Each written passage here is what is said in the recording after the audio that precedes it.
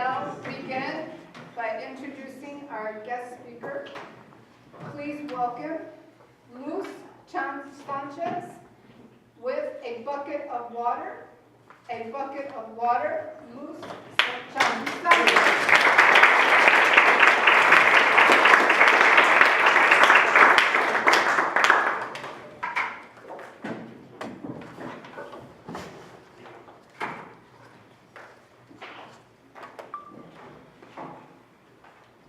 Madam Contest Chair, fellow Toastmasters, and most honored guests.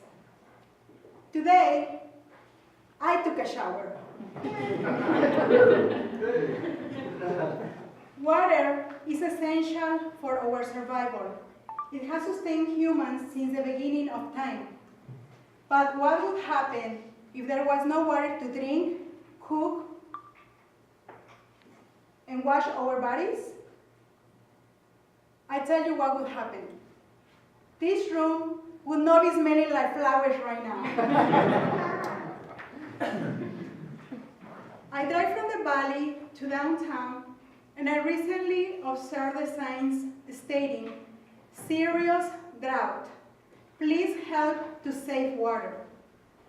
These signs take me back in time to when I was living in Mexico, and we had to accomplish tasks with one bucket of water. First, I will describe what the water situation was like in Mexico. Second, I will provide some shocking news. And third, I will give you some tips to how to save water. When I was living in Mexico, we had one water faucet for each street. People would line up with their buckets. We would only have water from 3 a.m. to 6 a.m. once a week.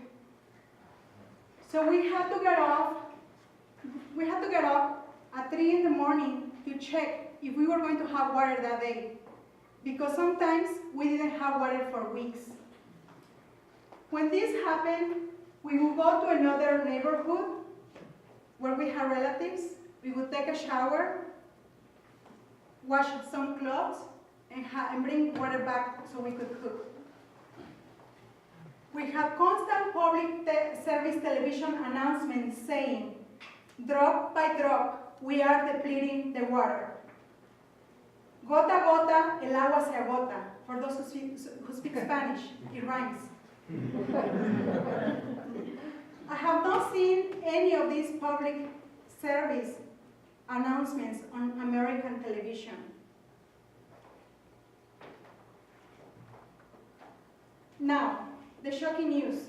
Did you know that around 700 million people in 43 countries suffer today from water scarcity?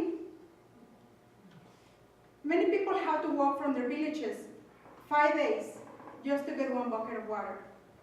But let's focus now on California.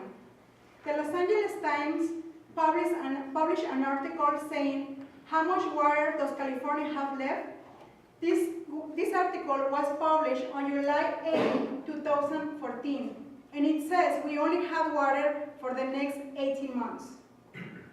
Now, you may not yet feel affected by the drought in California.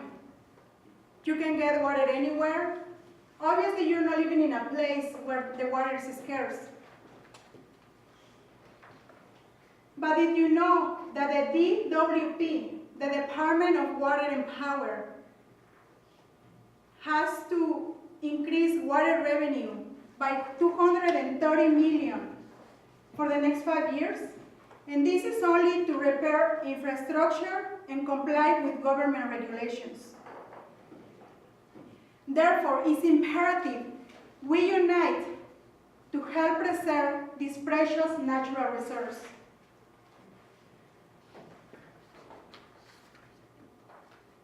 Just imagine, you are in a place where there is no air conditioning.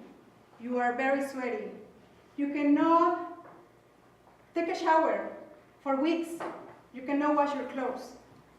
You have to drink water just a little, you have only a little bit of water, and you have to boil the water to avoid intestinal parasites. Imagine if we didn't have water for weeks. People would go insane, and we would not be justified in blaming the government or anyone else, because the solution is in each one of us. We have to preserve water. We have to reduce our water consumption. Now, here are some tips. Let's not let water run unnecessarily when we are brushing our teeth, washing our hands, washing the dishes, or taking a shower.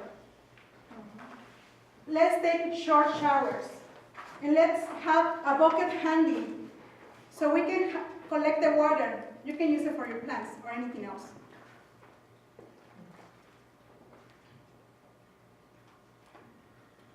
For all of those who joined the Ice Bucket Challenge, let's not join another Ice Bucket Challenge. For those who don't know what the Ice Bucket Challenge is, you deposit ice in a bucket of water, call your BFF, best friend forever, to video you. Act crazy while dumping the water on yourself and post it on social media. Let's not join another one. Let's check for leaks we may have in our homes. And the last one, very important. Let's make other people aware to preserve water. I would like to see people unite the same way they did with the Ice Bucket Challenge. We are blessed to have clean running water in our houses. Let's all of us do our part to help preserve water so we don't have to go by in the future with just one bucket of water. Madam Commissioner.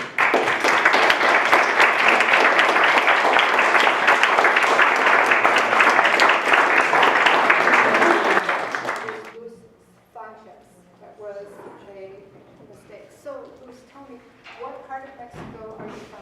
Maybe stand down here so you can show you can see you on camera. Okay. What part of Mexico are you from? I am from Mexico City. Ah, de Yafes. Yes, I am.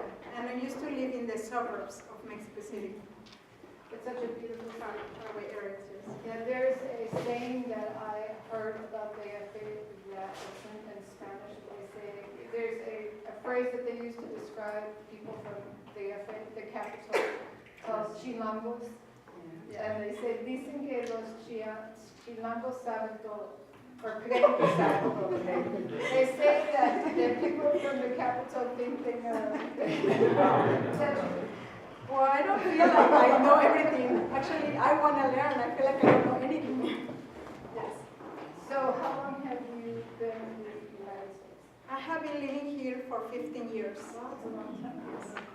So you know Mexico City as an adult, and you know Los Angeles as an adult? Yes. Pretty much. Yes. And what's the best thing about both cities? The best, I'm going to start with Mexico. The best thing about Mexico is our culture, our traditions, the food. There are many good people out there, in spite of the news. Many people, good people out there. And over here in Los Angeles, I like the diversity of people. You can eat so many kinds of food. I really like to know more about, know about other cultures, other people from other countries. And I'm just so glad that I live here in Los Angeles because there are so many people from all over the world. And what made you decide to join Toastmasters?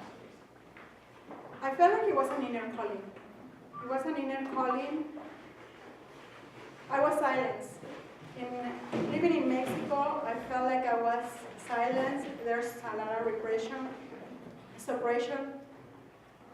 And right here, just hearing about so much freedom, I just felt like it was an inner calling. I was just looking at videos from TED Talks, and I started wondering, how does these people speak? Like, how do they become such great speakers, right? So then, from that, it led to one thing and another, and then I don't know. I just find Toastmasters.